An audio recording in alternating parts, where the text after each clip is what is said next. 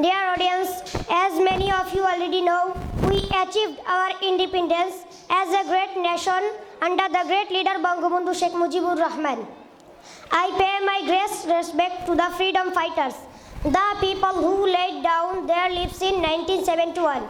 After independence in 1971, Bangabandhu went to Japan and asked Japan for the construction of the bridge. Then Japan ran a feasibility study, but the heinous event of 15th August stopped further process. After that, in the 2006 to 2007 annual development program, the then government of Bangladesh adopted a plan to build the Padma multi-purpose bridge.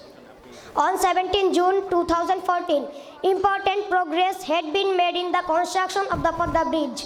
A construction firm, China Major Bridge Engineering Company Limited, was selected to construct the long-spanned bridge on the river Padma. As a result, the bridge was inaugurated on 25 June 2022 by the Prime Minister. On this occasion, Prime Minister says, "The world looks astonishingly. Well done what we have done. Bangladesh damaged, shattered, yet will not back down.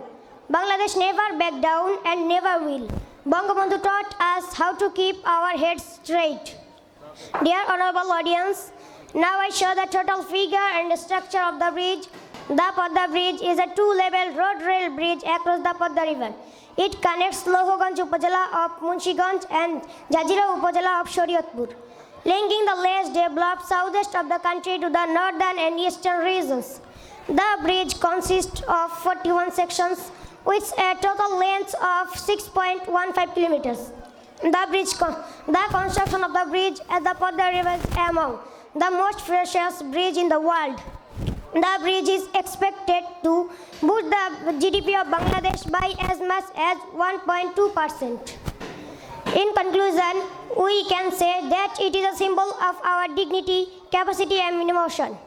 We are grateful to the people and professionals who are involved in making of the Padma Bridge, including law enforcement. We overcame this challenge with the help of our countrymen and experts.